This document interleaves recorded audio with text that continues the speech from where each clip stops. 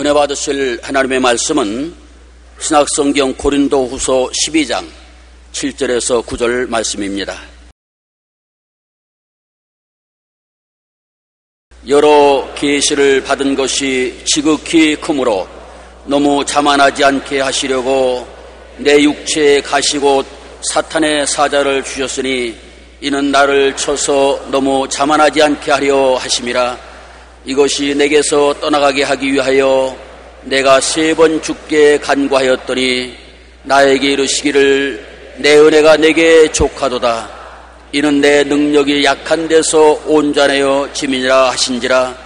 그러므로 도리어 크게 기뻐함으로 나의 여러 약한 것들에 대하여 자랑하리니 이는 그리스도의 능력이 내게 머물게 하려 함이라. 아멘.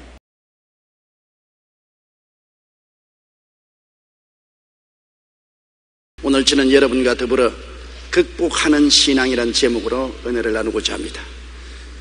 중국의 유명한 복음 전도자였던 이도승 목사님이 계십니다. 영어로는 워치만 리라고 하는 이름으로 부름을 받았습니다. 그는 18세에 하나님의 부르심을 받고 주의 종이 된 이후로 69세까지 복음을 전했는데 몸이 얼마나 허약했던지 30세 이상을 못 산다고 의사들에게 사형 선고를 받았습니다. 그는 폐병으로 고생을 했고 거기에다가 협심증인 심장병으로 많이 고생을 했습니다. 그는 걸어다니는 백화점이라고 말했었습니다. 그럼에도 불구하고 하나님을 의지하고 그는 생명을 유지해 나가는데 한 번은 하나님께 병 고쳐달라고 기도를 간절히 하다가 잠이 들었습니다. 꿈에 배를 타고 양자강을 거슬러 올라가는데 그만 강 가운데 큰 바위가 우뚝 서서 배가 바위에 부딪혀도 나갈 수가 없습니다. 그래서 거기에서 이 도승 목사님이 꿈에도 기도를 했습니다. 하나님, 이 돌을 옮겨 주시옵소서. 이 돌이 막혀 있으니 배가 거슬러 갈 수가 없습니다. 그러니까 하늘에서 음성이 들려왔습니다. 이 배를 거슬러 지나갈 수 있도록 하기 위해서 돌을 옮겨주랴 강물을 더 부풀어 오르게 해서 강물 타고서 바위 위를 지나가게 해주랴. 이 대충 목사님 가만히 생각하다가 바위를 옮기는 것보다도 강물이 부풀러 올라서 강물이 돌 위를 흘러 넘쳐서 그 위로 배가 지나가는 것이 좋겠다 생각해서 하나님, 강물이 돌 위로 흘러서 그 강물을 타고 넘어가게 하옵소서. 그렇게 기도하니까 강물이 순식간에 아주 부풀어 올라서 그는 배를 타고 돌 위를 지나서 건너갈 수 있었습니다. 그러고 난 다음 꿈을 깼습니다. 그가 꿈을 깨고 난 다음 하나님께 가만히 생각해 보니까 하나님이 내 폐병이나 협심증을 완전히 옮겨주실 수도 있고 폐병이나 협심증이 있음에도 불구하고 이를 극복할 수 있는 은혜를 넘치게 주셔서 은혜의 강물을 타고 살 수도 있게 해주실 수 있는데 나는 후자를 택하겠다. 그래서 하나님, 폐병을 안 고쳐주셔도 좋습니다. 협심증을 안 고쳐주셔도 좋습니다. 폐병이나 협심증을 극복하고 이기고 목회할 수 있게 해주시옵소서. 그렇게 기도했습니다. 하나님이 엄청난 은혜를 주셔서 워치만 리는 그의 목회와 저서를 통해서 전 세계에 영향력을 미치고 오늘날도 많은 영향력을 미치고 있습니다. 그는 중국 공산화될 때 잡혀서 20년 동안 감옥살이 했음에도 불구하고 하나님의 사역을 계속했고 감옥에서 해방되고 난 이후에 69세에 천국으로 가게 된 것입니다. 여러분, 하나님은 고난의 장애물을 옮겨주실 때도 있으시지만 대개의 경우에는 극복하시도록 해주시는 것입니다. 장애물을 옮겨버리면 편안하게 되지만은 편안한 대신에 하나님의 은혜를 받을 수 있는 기회를 놓치고 마는 것입니다. 장애물이 있음에도 불구하고 내가 기도하고 믿음으로 이기고 나가면 하나님의 은혜를 넘치게 체험할 수가 있게 되는 것입니다. 한국의 가정상담연구소에서 간행되는 행복한 우리 집 8월호에 요즘 청소년들의 실태가 잘 묘사되어 있습니다. 교육 현장에서는 요즘 청소년들을 스크린 세대, 게임 세대라고 합니다. 이들은 야외로 현장 학습을 가거나 직접 운동하는 대신에 비디오의 게임으로 하는 것을 더 좋아합니다. 직접 움직이기보다는 게임을 통해서 구경하는 것을 더 좋아하는 세대가 되고 말한 것입니다. 어느 학교에서는 조회 시간에 학생들이 애국가를 따로 부르지 않아 반주만 녹음된 테이프를 사용하다가 노랫말까지 녹음된 것으로 바꾸었다고 합니다. 왜냐하면 애국가를 몰라요. 늘 비디오에서만 듣고 스크린에서만 들었던 애국가이기 때문에 애국가를 모릅니다. 이렇기 때문에 이제는 애국가를 비디오에서 가사까지 넣어서 틀어주어서 듣기만 하게 만드는 것입니다. 오늘날 우리 교회 성도들도 대단히 흡사합니다. 옛날에는 찬송가를 줄줄이 외웠는데 요새는 외우지 않아요. 스크린에 찬송가 곡이 나오고 가사가 나오기 때문에 찬송가 책 아예 안 가져옵니다. 그래서 나중엔 찬송가 책 없이 찬송가 부르라면 입을 딱 다물고 맙니다. 스크린이 있어야 부르지요. 그렇게 말하는 것입니다. 세대가 많이 달라진 것입니다. 어느 고등학교에서는 선생님이 학생들에게 청소를 시켰더니 빗자루를 들고 가만히 있어요.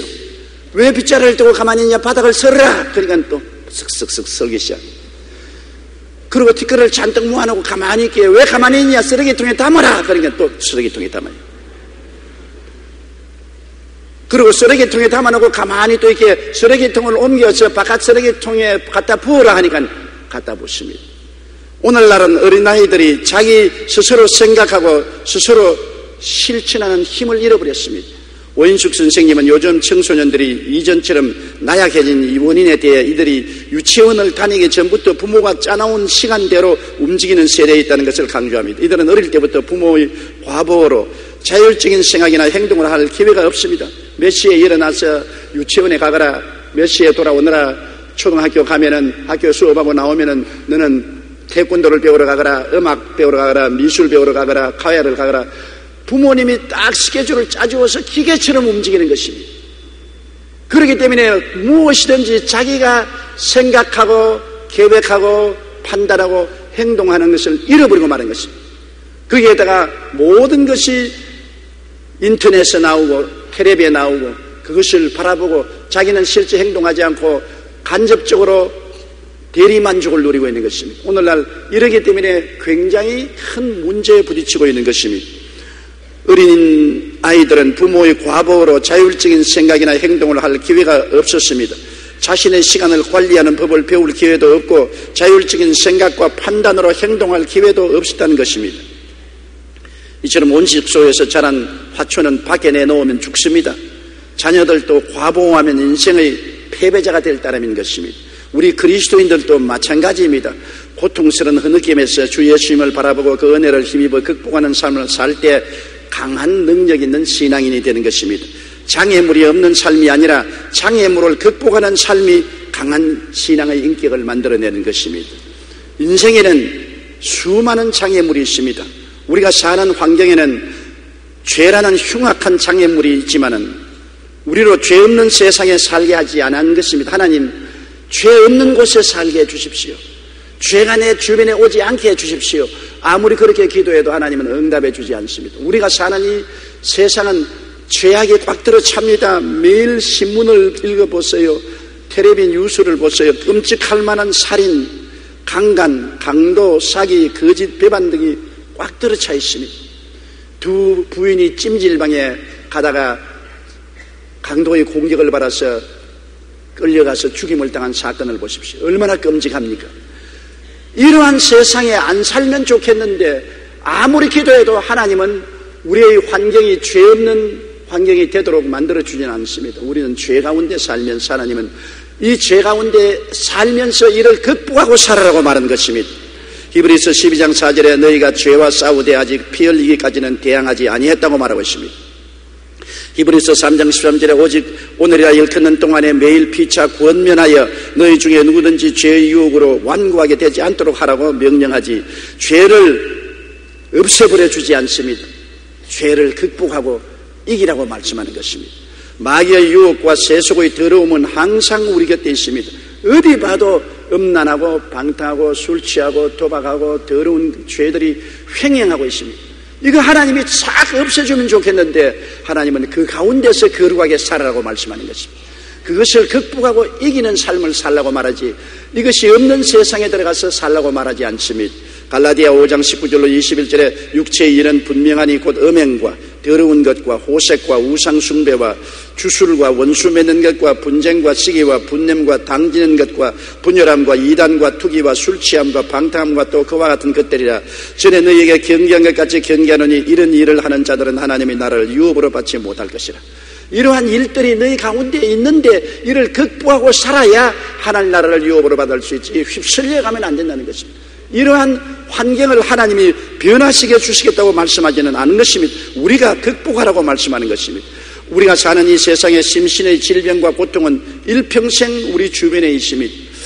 미개한 나라는 육체적인 질병이 많고 문명한 나라는 정신적인 병, 스트레스 질병이 많습니다. 어느 곳에 가나 병 없는 곳이 없습니다. 병이 전혀 없이 아주 건강하게만 살 수 있으면 좋겠다 하지만은 실상은 병 없는 세상이 어디 있습니까? 어디 가나 병이 있고, 주님은 우리로 하여금 병을 이기고 살려고 그랬지 병 없는 세상에 우리를 살도록 만들어주겠다고 말씀하지는 아니하신 것입니다. 고린도전서 전도서 5장 17절에 일평생을 어두운 데서 먹으며 많은 근심과 질병과 분노가 그에게 있다고 말씀했습니다. 잠언 14장 13절에 웃을 때에도 마음에 슬픔이 있고 즐거움이 있을 때도 근심이 있다 했습니다. 우리가 사는 동안에 슬픔과 근심이 끝나지 아니하고 어느 곳에 가나 질병이 늘 따르는 것입니다. 이것을 극복하고 이기라고 말했지 이것 없는 세상으로 우리를 이끌어주겠다고 말씀하지 않았습니다. 삶의 시련과 환난과 가난과 실패도 늘 곁에 있습니다. 시련 없는 삶을 살면 좋겠다. 환난이 안 다가오면 좋겠다. 실패하지 않고 늘 성공만 하면 좋겠다. 이거 우리가 다 원하지요. 그러나 실제는 우리의 환경 속에 회오리바람 치는 시련과 환난과 가난과 실패가 떠나지 않습니다. 우리 세대가 그것을 경험하는가 하면 우리의 자녀들도 늘 그것을 경험하기 때문에 불안하고 초조하고 염려한 것입니다. 하나님 아버지여, 이러한 것을 없게 해 주시옵소서. 아무리 기도해도 소용이 없습니다. 하나님이여, 이것을 극복해 주시옵소서. 내 은혜가 내게 족하도다. 은혜를 주셔서 극복하게 해 주시지 이것을 없애주지는 아니하는 것입니다. 하나님은 이기게 하는 것입니다. 환난이나 공고나 적신이나 위험이나 기근이나 죽음이냐 칼이야, 이 모든 일에 우리를 사랑하는 자로 말미암아 우리가 넉넉히 이기나니라. 이런 모든 것이 우리에게 다가오는데 이것을 하나님은 이기게 해주시지 이러한 것을 없애지는 않는 것입니다. 욥기 5장 7절에 사람은 고생을 위하여 났으니 불꽃이 위로 날아가는 것과 같다고 말했었습니다. 전도서 2장 23절에 일평생에 근심하며 수고하는 것이 슬픔뿐이라 그의 마음이 밤에도 쉬지 못한다고 말하고 있는 것입니다. 육체적인 죽음과 사별의 슬픔과 고통도 우리와 함께 있습니다. 우리 안 죽을 사람 누가 있겠습니까? 모든 사람들은 자기 일가 친척이 다 죽는 것을 체험합니다. 형제 자매들이 죽는 것을 체험하는 것입니다. 사별의 슬픔도 마음속에 뼈저리게 느낍니다. 사랑하는 사람이 죽어서 먼저 떠나간다는 것은 굉장히 충격이요 슬픈 일인 것입니다. 그러나 그것을 피할 수가 없는 것입니다. 죽음이 없는 세상에 살고 사별함이 없는 세상에 살면 좋겠는데, 그러나 이 땅에 사는 동안에 그러한 세계는 없습니다.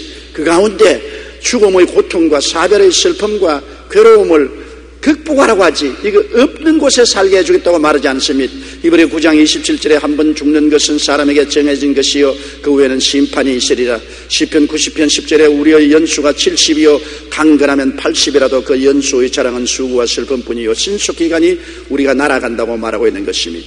그러면 이 모든 괴로움이 우리 주위에 횡행하고 있는데 하나님은 이것을 옮겨주지 아니하시고 우리로 하여금 그 가운데서 극복하라고 했으니 어떻게 우리가 극복할 수 있는 것입니까? 하나님은 우리에게 극복할 수 있는 힘을 주시고 극복하라고 말한 것입니다.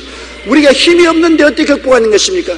무거운 짐을 걸머지라고 하실 때 하나님은 무거운 짐을 걸머질 수 있는 힘을 주시기 때문에 걸머지라고 하시지, 힘도 안 주시고 짐만 걸머지라면 짐에 눌려서 죽을 수밖에 없습니다. 우리가 죄가 많고 불의와 추악, 저주와 절망과 죽음이 꽉 들어찬 세상 속에 살고 있지만은 이것을 극복하라고 하는 것은 이 모든 것을 넉넉히 이길 수 있는 힘을 하나님이 우리에게 주시겠다고 말씀하시기 때문인 것입니다. 모세가 이스라엘 백성을 데리고 광야를 지날 때 그들이 하나님께 원망하고 불평하다가 불뱀이 달라들어서 무려 많은 사람이 불뱀의 독에 걸려 죽었습니다. 그럴 때 그들이 부르짖고 모세에게 부탁하며 모세가 하나님께 기도하니 모세는 하나님의 계시를 받았습니다. 하나님은 동으로서 불뱀을 만들어서 그 머리를 장대에 못을로 박아 높이 들어라. 장대에 매달린 불뱀을 바라보는 자마다 고침을 받으리라. 불뱀을 없애주면 좋겠는데 불뱀이 득실거립니다. 그런데 불뱀을 없애주는 게 아니라 불뱀에 물려도 그 독을 이길 수 있는 길을 열어주신 것입니다. 불뱀이 아무리 물어도 모세가 장대에 노수로 만든 뱀을 쳐다보면은 즉시로 치료의 능력이 임한 것입니다. 10번 물리면 11번 치료받을 수 있습니다. 100번 물려도 101번 치료받을 수가 있는 것입니다. 아무리 뱀이 득실거려도 모세가 동으로 만든 뱀을 장대에 매달아 놓았는데 이것을 쳐다보고만 있으면 다 고침을 받아서 불뱀을 극복할 수가 있는 것입니다. 불뱀이 없어진 것은 아닙니다. 불뱀의 독을 이길 수 있는 힘을 장대를 통해서 받아줄 수가 있는 것입니다. 민수기 21장 8절로 9절이 바로 그것인 것입니다. 야훼께서 모세에게 이르시되 불뱀을 만들어 장대 위에 매달아라. 물린 자마다 그것을 보면 살리라. 모세가 놋뱀을 만들어 장대 위에 다니 뱀에 물린 자가 놋뱀을 쳐다본 적 살더라고 말씀하고 있는 것입니다. 꼭 그와 같습니다. 여러분, 유명한 산헤드린 회원이요 성경학자요 바리새 교인인 니고데모가 예수님께 찾아왔을 때 예수님이 이런 말씀을 하셨습니다. 모세가 광야에서 뱀을 든 것 같이 인자도 들려야 하리니 이는 그를 믿는 자마다 영생을 얻게 하리 하십니다. 이 세상에 마귀가 불뱀이 되어서 사람들을 뭅니다. 죄로 물고 부정부패로 물고 더러움으로 물고 병으로 물고 저주로 물고 죽음으로 물어서 온 세상 사람이 불뱀에 물려서 독에 꽉 들어차 있습니다. 온 세상 사람이 독에 물려서 꽉 들어차 있어요. 죽어가고 있어요. 아담과 하와 이후로 뱀에게 물려서 인생들은 뱀의 독 가운데서 고통을 당하다가 죽어요. 죄의 독이 올랐습니다. 부정의 독이 올랐습니다. 병의 독이 올랐습니다. 저주의 독이 올랐습니다. 낭패와 실망의 독이 올고 죽음과 멸망의 독이 올랐는 것입니다. 누가 이 독에서 해방할 수 있습니까? 이 독이 있는 세상을 피할 수는 없지만은 이 독을 극복하기 위해서는 어떻게 해야 될까요? 예수님 말씀하기를 모세가 광야에서 뱀을 든 것 같이 인자도 들려야 하리니 누구든지 저를 믿는 자마다 멸망하지 않고 영생을 얻으리라. 예수님께서는 이 뱀을 십자가에서 끌어안고 못 박여 심판하시므로 이 모든 뱀의 독을 멸할 수 있는 은혜를 허락하여 주시는 것입니다. 예수님을 바라보면 죄의 치료인 보혈의 은혜가 넘쳐나는 것입니다. 용서와 의의 은혜가 십자가를 통하여 넘쳐나므로 모든 죄의 독이 다 사라져버리고 마는 것입니다. 아무리 죄의 독이 넘쳐나도 예수님의 보혈을 의지하면 은혜가 독을 다 멸하여버리고 죄를 이기고 살 수 있는 힘을 허락하여 주시는 것입니다. 그렇기 때문에 죄가 아무리 많아도 이제는 십자가를 바라보면 용서의 은혜가 너무 넘쳐나므로 용서의 은혜로 말미암아 죄의 독을 다 해소해버릴 수가 있는 것입니다. 마귀와 세속이 아무리 넘쳐나도 예수 그리스도의 십자가를 쳐다보면 거룩하게 하는 성령의 은혜가 넘쳐나므로 성령의 은혜를 통해서 죄와 사망의 법에서 해방을 받을 수가 있는 것입니다. 요한 1서 3장 8절에 하나님의 아들이 나타나신 것은 마귀의 일을 멸하려 하심이라 하였고 고린도전서 6장 11절에 주 예수 그리스도의 이름과 우리 하나님의 성령 안에서 씻음과 거룩함과 의롭다 하심을 받았느니라고 말한 것입니다. 십자가를 통해서 예수님의 보혈이 성령을 보내주십니다. 성령의 은혜를 의지하면 모든 세속과 더러움이 사라지고 마귀를 이기고 우리는 거룩하고 하나님을 영광스럽게 하는 삶을 살 수 있는 힘이 주어지는 것입니다. 심신의 병도 한 가지입니다. 예수님이 십자가에서 우리 연약한 것을 친히 담당하시고 병을 짊어지고 갔었기 때문에 우리가 예수님을 바라보고 의지할 때 십자가로부터 치료의 은혜가 넘쳐나는 것입니다. 치료의 은혜가 넘쳐나서 이 은혜를 통해서 우리에게 다가오는 모든 병을 이길 수가 있는 것입니다. 병이 안 오는 것이 아니라 병은 오지만은 이깁니다. 10번 오면 11번 이기는 것입니다. 항상 십자가를 바라보고 주님께 부르짖음으로 치료의 은혜를 받을 수가 있는 것입니다. 시편 103편 3절로 4절에 그가 내 모든 죄악을 사하시며 내 모든 병을 고치시며 내 생명을 파멸해서 구속하신다고 말씀하셨습니다. 베드로전서 2장 24절에 친히 나무에 달려 그 몸으로 우리 죄를 담당하셨으니 이는 우리로 죄에 대하여 죽고 의에 대하여 살게 하려 하심이라. 제가 채찍에 맞음으로 너희가 나음을 얻었나니라고 말씀하고 있는 것입니다. 십자가를 바라보고 은혜가 오면은 모든 병의 독을 다 해소할 수가 있는 것입니다. 우리는 이 세상에서 저주와 가난을 피할 수는 없습니다. 어느 곳에 가나 저주가 있고 가난이 있고 낭패가 있고 실패가 있습니다. 그러나 십자가를 바라보면 이를 이길 수 있는 축복의 은혜가 넘쳐나는 것입니다. 십자가를 통하여 아브라함의 복이 넘쳐납니다. 갈라디아 3장 13절로 14절에 그리스도께서 우리를 위하여 저주를 받은 바 되사 율법의 저주에서 우리를 속량하였으니 기록된 바 나무에 달린 자마다 저주 아래 있는 자라 하였습니다. 이는 그리스도 예수 안에서 아브라함의 복이 이방인에게 미치게 하리 함이라고 말씀한 것입니다. 저주가 있습니다. 가난이 있습니다. 낭비가 있고 실망이 있어요. 없는 세상 없습니다. 그러나 이 독에서 우리를 해소시켜 주는 것은 십자가의 은혜인 것입니다. 예수 그리스도의 십자가를 바라보고 우리가 믿음으로 기도할 때 십자가의 은혜가 나타나서 모든 저주의 독을 해소하고 아브라함의 복을 힘있게 만들어 주시는 것입니다. 죽음을 이긴 것도 은혜인 것입니다. 죽음이 없나요? 우리 가족에도 죽음이 있고 내게도 죽음이 다가오는 것입니다. 죽음을 어떻게 이깁니까? 십자가를 바라볼 때 예수님이 우리 위하여 죽고 장차이고 부활하심으로 그리스도 안에서 부활의 은혜를 입게 되는 것입니다. 사망을 너희 이기는 것이 어딨냐? 사망을 너희 쏘는 것이 어딨냐고 바울이 말한 것처럼 사망이 있고 사망이 우리를 쏘지만은 우리를 이기지 못하는 것은 우리는 부활의 은혜를 받고 있기 때문인 것입니다.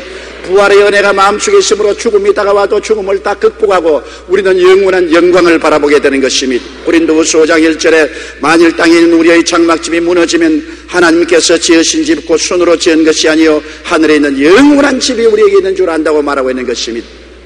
그러므로 죽음은 소용돌이치며 다가오지만은 우리는 죽음을 이기는 부활의 은혜를 십자가를 통하여 받아들이고 있기 때문인 것입니다. 성경에는 히브리서 12장 2절에 믿음의 주요 또 온전케 하시는 예수를 바라보자.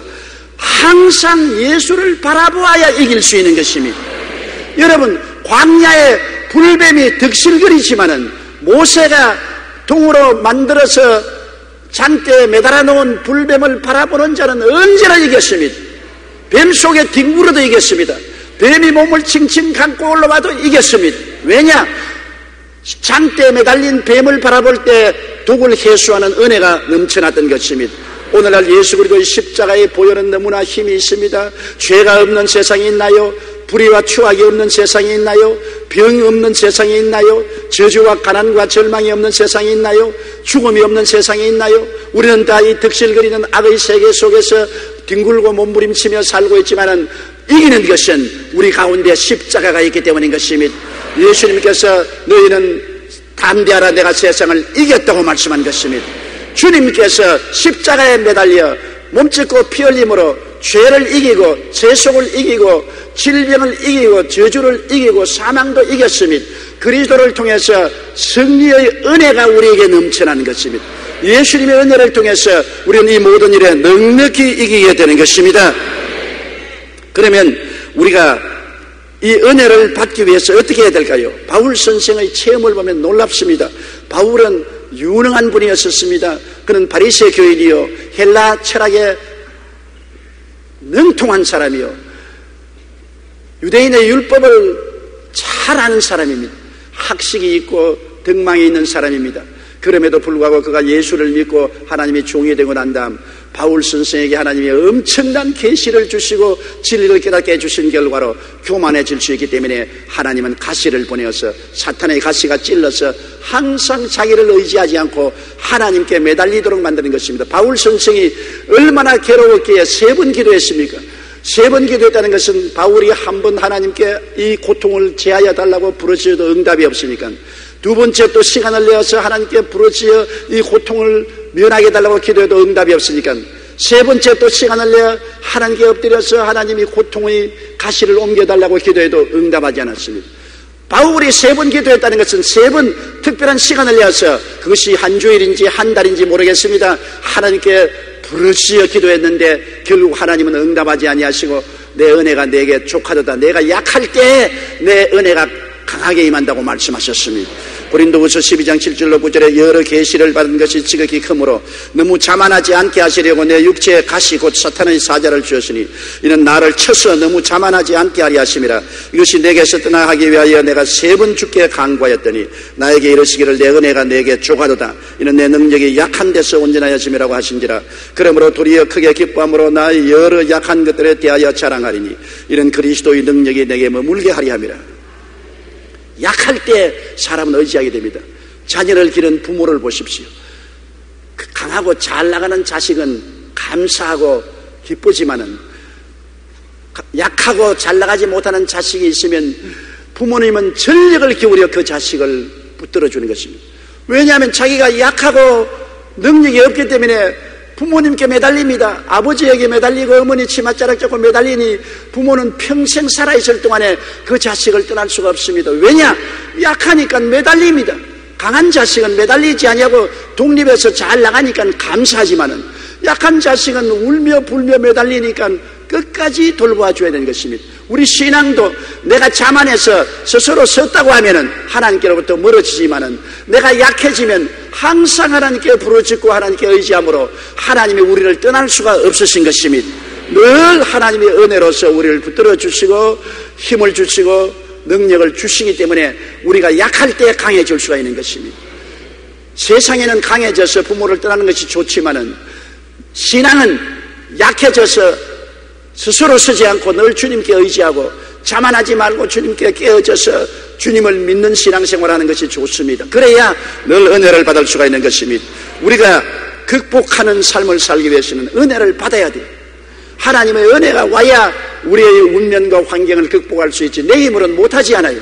그러므로 우리가 여러 가지 약한 허약에 둘러싸였을지라도 하나님의 은혜를 구해야 되는 것입니다. 하나님의 은혜를 구하기 위해서는 첫째로 주님의 은혜의 말씀이 마음속에 거하게 하고 항상 묵상해야 되는 것입니다. 어려운 환경에 대처하는 하나님의 말씀이 마음속에 간직되어 있어야 되는 것입니다. 하나님의 은혜는 말씀을 통해서 오는 것입니다. 말씀이 우리 마음속에 뿌리를 내리고 말씀이 우리 마음속에 둥지를 트고 들어앉아야 되는 것입니다. 말씀을 묵상하고 말씀에 꽉 서야 되는 것입니다. 내가 말씀을 붙잡고 말씀이 나를 붙잡아야 되는 것입니다. 눈에는 아무 증거 없고 귀에는 아무 소리 들리지 않고 손에는 잡히는 것 없고 내 앞길 칠흑같이 어두워도 말씀이 내 중심을 잡고 내가 말씀을 붙잡고 있으면 말씀을 통하여 넉넉히 이기게 되는 것입니다. 시편 1편 2절로 3절에 오직 야훼의 율법을 즐거워하여 그 율법을 주야로 묵상하는 자로다. 그는 시냇가에 심은 나무가 시절을 쫓아 열매를 맺으며 그 잎사귀가 마르지 아니함 같으니 그 하는 모든 일이 다 형통하리라고 말씀한 것입니다. 시편 119편 92절에 주의 법이 나의 즐거움이 되지 아니하였다면 내가 내 고난 중에 멸망하였으리라고 말씀한 것입니다. 저는 언제나 시편 23편 4절로 5절을 묵상합니다. 매일같이 내 마음속에 묵상하고 이 말씀이 내 마음에 뿌리를 내리고 내 마음에 앉아 있습니다. 이 말씀이 내 마음속에 얼마나 큰 위로가 되는지요. 내가 사망의 엄침한 골짜기로 다닐지라도 해를 두려워하지 아니할 것은 주께서 나와 함께 계심이라. 주의 지팡이와 막대기가 나를 안위하시나이다. 언제나 저는 이 말씀을 묵상합니다. 내가 크고 적은 사망의 엄침한 골짜기를 지날 때 사망의 엄침한 골짜기만 있는 것이 아니라 주님이 같이 계신다. 안 보여도 주님은 같이 계셔서 지팡이는 길을 인도하시고 막대기는 보호하여 주신다. 주님이 길을 이끌어 주시고 막대기로 보호하여 주심으로 해를 두려워하지 않고 마음에 평안을 가지고 살 수 있다. 이 말씀이 저희 마음속에 은혜가 되는 것입니다.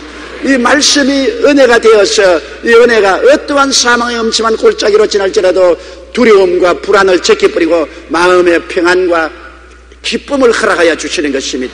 그러므로 우리가 항상 은혜 속에 거하기 위해서는 말씀을 마음속에 받아들이고 말씀을 묵상하는 그런 삶을 살아야 되는 것입니다. 영국의 청교도 가운데 유명한 사람들이 많이 있지만 그중 제일 많이 알려진 사람 중에 하나가 존 번연입니다. 그는 복음 전파하다가 핍박을 받아 투옥되었습니다. 활동적인 사람이 감옥에 가만히 들어앉으시니 답답해 죽을 지경입니다. 하나님 저를 건져주소서, 이 감옥에서 저를 꺼내주소서. 시간만 나면 이렇게 몸부림치며 부르짖었습니다. 그런데 감옥이 지옥 같아요. 너무나 고통스럽습니다. 그런데 하루는 하나님의 음성이 마음에 들려왔습니다. 내 은혜가 내게 족하도다. 내 은혜가 내게 족하도다. 내 은혜가 내가 족하도다. 똑같은 음성이 3차례나 들려왔습니다. 그때야 존 번연은 내가 비록 감옥에 들어앉아 있을지라도 내 가슴 속에 임하는 하나님의 은혜가 이를 넉넉히 이기게 해줄 수 있겠구나. 하나님이 내게 은혜를 주시긴다고 말씀하시는구나. 이 말씀을 듣고 하나님을 찬미하기 시작하자 갑자기 마음속에 넘치는 평안이 되고 오고 그 깜깜하고 좌절하고 절망적인 감옥이 천당같이 보였습니다. 안방보다 더 아늑하고 좋았습니다. 마음에 은혜가 오면은 어떠한 환경도 극복할 수가 있는 것입니다. 은혜가 없을 때는 좋은 집에도 지옥같이 보일 때가 있고 좋은 음식도 입에 맞지 않지만은 은혜가 오면은 토막집도 내 안방 아름다운 집이 되고 감옥도 내 안방같이 되는 것입니다. 하나님의 은혜가 번연의 마음속에 들어오자 그 몸서리치는 감옥이 안방같이 좋았습니다. 늘 하나님이 같이 계시고 그는 하나님께 감사하고 찬양하며 그 감옥에서 12년 동안 살았습니다. 12년 동안에 하나님 은혜 가운데서 그가 지은 책이 천국 가는 길인 것입니다. 존 번연이 지은 이 천국 가는 길, 이 책은 성경 다음으로 가장 많이 번역되고 읽혀진 책인 것입니다. 첼로 역정, 얼마나 놀라운 책을 적은지 모릅니다. 이 존 번연은 자기가 세상에 나가서 교회 목회를 하고 전도한 것보다는 더 많이 세대를 건너뛰어서 첼로 역정을 통해서 사람들에게 힘을 주고 용기를 주고 믿음을 준 것입니다. 그는 날마다 하나님과 그 감옥 속에서 교제를 하고 은혜를 받았습니다. 우리가 고통스러운 흐느낌에서 주 예수를 바라보고 그 은혜를 힘입고 고난을 극복하는 삶을 살 때 강한 능력 있는 신앙인이 되는 것입니다. 동화 작가인 정채봉 씨가 기록한 책에 보니까 콩 형제가 있었어요. 먹는 콩 말입니다. 이름이 콩이 아니라 콩 심을 때 콩 나고 팥 심을 때 팥 나는 콩 형제가 있었는데 콩 형이 하면 나는 덜에 가서 살겠다. 동생은 아니요, 나는 방 안에서 살겠어. 덜에 가서 살겠다고 덜로 나가는 콩은 큰 콩나무가 되었고 방 안에 살겠다고 하는 것은 콩나물이 되어서 그만 삶아서 먹어버리고 말았습니다. 똑같은 콩이 덜에 나가서 햇빛을 받고 바람을 맞고 비바람을 맞은 콩은 큰 콩나무가 되었고 햇빛도 바람도 받지 않은 온실 속에 집안에서 자란 것은 나약한 콩나물이 되어서 반찬이 되고 마는 것입니다. 둘째로 우리가 환경을 극복하기 살기 위해서는 우리를 도우시는 성령님 늘 의지해야 되는 것입니다. 주님께서 내가 너희를 고아와 같이 버려두지 않고 너희에게 오리라. 내가 아버지께 구하겠으니 또 다른 보혜사를 너희에게 주사 영원토록 너희와 함께 있게 하시라는 것입니다. 보혜사란 말이 뭡니까? 우리를 돕기 위해서 하나님께로부터 부르심을 받아 항상 우리 곁에 계신 분이 계십니다. 오늘날 우리는 도우미를 늘 생각합니다. 어디 가도 도우미가 있지 않습니까? 성령은 우리를 돕기 위해서 눈에 안 보이지만 바람처럼 함께 계시고 우리 속에 와서 계시는 것입니다. 지금도 성령은 여러분과 함께 계시고 여러분 안에 계신 것입니다. 성령은 제3위 하나님으로서 위대한 능력을 가지고 있습니다. 성령님을 우리가 인정하고 환영하고 모셔드리고 의지하면 성령은 우리를 위해서 일하여 주시는 것입니다.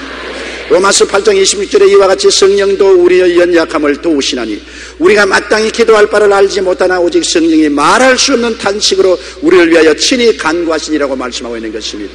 우리가 우리의 모든 어려운 죄악 환경, 더러운 환경, 질병, 낭패와 실망, 저주와 고통과 가난, 죽음의 환경 가운데도 우리를 돕는 자 성령이 턱 버티고 있으므로 성령의 역사를 통해서 우리는 이기고 또 이길 수가 있는 것입니다. 성령은 하나님인 것입니다.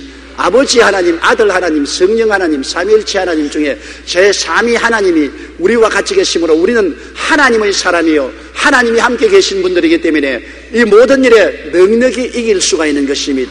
이러므로 절대로 자기를 외롭다, 버림받았다, 무능력하다고 생각하지 마시고 언제나 마음속에 상상하십시오. 성령이 같이 계신다. 하늘과 땅을 지으신 성령이 같이 계십니다. 바위를 연못으로 만들고 차도를 샘물로 만드신 성령이 우리와 같이 계십니다. 그러면 성령께 의지하고 강하고 담대할 수가 있는 것입니다. 종이 한 장은 손가락으로 뚫으면 쉽게 뚫어지지만은 여기 강단에다가 종이를 붙여놓고 손가락으로 아무리 눌러도 뚫어지지 않습니다. 여러분 혼자면 망할 수밖에 없습니다만 성령께 붙어있으면 절대로 망하지 않은 것입니다. 하나님의 성령을 이길 자가 없기 때문인 것입니다. 셋째로 여러분은 순간순간마다 주님께 맡기는 믿음의 결단을 해야 되는 것입니다. 우리에게 순간순간마다 세상이 공격해 오지 않습니까? 죄가 공격해 오고 세속이 우리를 공격해 오고 질병이 덤벼들고 저주와 가난이 우리를 둘러싸고 죽음이 다가오는 것입니다. 순간순간마다 우리는 주님을 의지해야지 우리 환경을 바라보거나 감각을 의지하거나 느낌을 의지하면 안 되는 것입니다. 매 순간마다 하나님께 맡기는 결단이 필요한 것입니다. 믿습니다로 맡겨야 되는 것입니다. 베드로처럼 물 위로 걸어가다가 그만 바람과 파도 소리를 듣고 예수님을 바라보는 믿음을 놓쳐버리고 바닷물에 빠져들어가서는 안 되는 것입니다. 순간순간마다 우리에게 다가오는 원수의 공격에 대항하여 주님을 의지하고 주님께 맡기는 믿음의 결단이 필요한 것입니다. 살든지 죽든지 흥하든지 망하든지 성하든지 쇠하든지 눈에는 아무 증거 안 보이고 손에는 잡히는 것 없고 들리는 것 없을지라도 주님께 의지하고 주님께 맡기고 기적을 기대하는 이러한 결단이 필요한 것입니다. 욥기 23편 10절에 내가 가는 길을 그가 아시나니 그가 나를 단련하신 후에는 내가 순금같이 되어 나오리라고 말씀했고, 히브리 10장 38절에 나의 의인은 믿음으로 말미암아 살리라. 또한 뒤로 물러가면 내 마음이 그를 기뻐하지 아니하리라 하는 것입니다. 믿음이란 항상 우리 속에 있는 것이 아닙니다. 위기를 당할 때마다 결단을 내려야 되는 것입니다. 세상을 따를 것이냐 믿음을 따를 것이냐, 감각을 따를 것이냐 믿음을 따를 것이냐, 느낌을 따를 것이냐 믿음을 따를 것이냐, 순간마다 선택을 하고 결단을 내려서 하나님을 의지하고 믿음으로 결단을 내려야만 되는 것입니다. 셋째로 불안이나 부정적인 생각이나 말을 하지 말고 오히려 감사해야 되는 것입니다. 우리가 마음을 텅 비워놓으면 온갖 두려운 영상이 난무합니다. 내가 병들어 죽겠지, 내가 망하겠지, 내가 이번에는 좌절하고 절망하겠지, 이번에는 큰 환란이 다가오겠지. 인간은 마음속에 수많은 불행한 영상이 떠오르는 것입니다. 빈 마음은 마귀의 공장이라고 말합니다.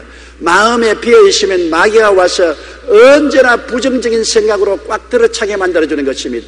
여러분이 염려하고 근심하는 거의 7, 80%는 실제로 일어나지 않습니다. 그럼에도 불구하고 마귀는 두려움을 가져오고 불안, 공포, 좌절, 절망의 상상으로 꽉 들어채우는 것입니다. 그러므로 마음을 비워놓으면 안 돼요. 마음을 언제나 하나님 아버지와 예수님과 성령님 생각으로 채워놓고 자꾸 하나님께 감사하고 찬미하는 삶을 살아야 되는 것입니다. 감사의 제사와 찬미의 제사를 드려야 되는 것입니다. 마음의 즐거움은 양약이라도 심령의 근심은 뼈를 마르게 하는데, 마귀는 여러 가지 불안과 공포를 가져와서 근심을 가져오고 뼈를 마르게 하지만은 하나님을 감사하고 찬양하면 마음의 기쁨의 샘이 솟아올라 양약이 되는 것입니다.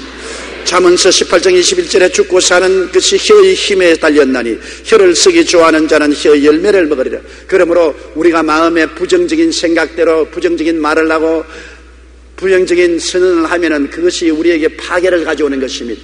우리는 언제나 하나님을 감사하고 찬미하고 긍정적인 생각과 말과 행동을 해야 되는 것입니다. 데살로니가전서 5장 16절로 18절에 항상 기뻐하라, 쉬지 말고 기도하라, 범사에 감사하라, 이것이 그리스도 예수 안에 너희를 향하신 하나님의 뜻이니라. 항상 기쁨을 생각하고 항상 감사할 것을 생각하고 항상 찬양할 것을 생각하고 하나님께 감사 찬송을 하면 마귀가 들어올 틈이 없습니다. 눈물을 흘리고라도 감사를 해야 되는 것입니다. 가슴을 치고라도 감사를 해야 되는 것입니다. 왜? 마귀에게 틈을 안 주기 위한 것입니다. 마음에 빈 공간이 있으면 마귀가 불안과 공포를 가지고 와서 우리를 불역질하고 죽이고 멸망시키는 일을 하기 때문인 것입니다. 영국의 종교가로 유명한 기도의 사람이었던 로우 씨는 만족과 행복을 가장 빠르게 찾는 비결은 범사에 감사하는 데 있다고 이렇게 말했습니다. 만일 어떤 사람이 인생의 행복과 만족을 찾는 가장 빠르고 확실한 방법이 무엇이냐고 묻는다면 그 사람에게 어떤 일이 일어나든지 그것에 대해서 무조건 하나님께 감사하고 찬양해야 된다고 대답하겠다고 말한 것입니다. 고난 앞에서 불행이나 부정적인 생각이나 말을 하지 않고 오히려 감사하면 하나님께서 고난을 극복할 힘과 축복을 허락하여 주시는 것입니다. 고난을 당했을 때 고난을 따라서 원망하고 불평하고 탄식하고 부정적 말을 하면 고난이 얼씨구나 춤을 추고 30배, 60배, 100배의 힘을 가지고 여러분 공격해서 여러분을 파멸시키는 것입니다. 그러나 고난을 다가와도 우리와 같이 계시는 하나님을 생각하고 하나님을 감사하고 찬양하랍니다. 그러면 30배, 60배, 100배로 하나님의 은혜가 많아져서 고난을 극복할 수가 있는 것입니다. 야훼는 나의 피난처요 나의 요새요 나의 의뢰하는 하나님이라 하느니 이런 제가 나를 새 사냥꾼의 올무에서 극한 연병에서 건지실 것이다. 그가 빛으로 나를 덮으시니 내가 그 날개 아래 거할 것이다. 그의 진실함은 방패와 손방패가 된다. 나는 밤에 놀램과 낮에 흐르는 살과 흑암 중에 행하는 연병과 백주에 황폐하는 파멸을 두려워하지 아니한다. 이 얼마나 좋은 말씀입니다. 하나님의 약속의 말씀을 기억하고 감사와 찬양과 예배를 드리면 마음에 빈 공간이 없기 때문에 마귀는 한 길로 왔다가 7길로 도망을 치고 하나님이 안주하심으로 마음의 평안과 기쁨과 감사로 넘치고 승리하게 만들어주는 것입니다. 온실 속에 자란 화초는 밖에 내놓으면 죽습니다. 자녀들도 과보호하면 패배자로 만듭니다. 고통스러운 환경에서 주 예수님을 바라보고 그 은혜를 힘입어 극복하는 삶을 살 때 강하고 능력 있는 담대한 신앙인이 될 수가 있는 것입니다. 장애물이 없는 삶이 아니라 장애물을 극복하는 삶이 천국의 인격을 만들어내는 것입니다. 환난이나 공고나 적신이나 위험이냐 기근이냐 죽음이냐 칼이랴 이 모든 일에 우리를 사랑하는 이로 말미암아 우리가 넉넉히 이기나니라. 고난 안 당하는 성도가 아니라 고난을 이긴 성도를 하나님은 원하시는 것입니다. 장애물이 없는 신앙생활이 아니라 수많은 장애물을 극복할 수 있도록 은혜를 받아서 나가는 성도를 하나님이 원하시는 것입니다. 어디에서 그 은혜를 받을 수 있습니까? 십자가를 통하여 받을 수가 있는 것입니다. 언제나 우리가 갈보리산 앞에 무릎을 꿇고 엎드려 우리의 연약함을 고백하고 우리의 도움 없음을 고백하고 주님만 바라보고 주님을 의지할 때 십자가를 통하여 죄를 이기는 용서와 의와 영광의 힘도 은혜도 오시고 세상을 이기는 성령의 충만한 은혜도 오시고 병과 고통을 이기는 치료와 은혜의 역사도 오시고 저주와 가난과 낭패와 실망을 이기는 아브라함의 축복의 은혜도 넘쳐오시고 사망과 음부를 극복하고 이기고 영생복락을 얻는 부활의 은혜도 오시는 것입니다. 우리의 은혜의 근원은 십자가에 있는 것입니다. 우리의 은혜의 산물은 십자가에서 넘쳐난 것입니다. 예수께서 말씀하기를 누구든지 목마르거든 내게로 와서 마셔라. 그러면 너희 뱃속에서 생수의 강이 넘쳐나리라고 말씀한 것입니다. 예수 십자가 이외에는 우리가 은혜를 받을 곳이 없습니다. 예수 십자가에 엎드리지 않고는 은혜의 처소가 없습니다. 십자가를 가슴에 모시지 않고는 우리의 인생의 쓴물을 달게 만들 수가 없는 것입니다.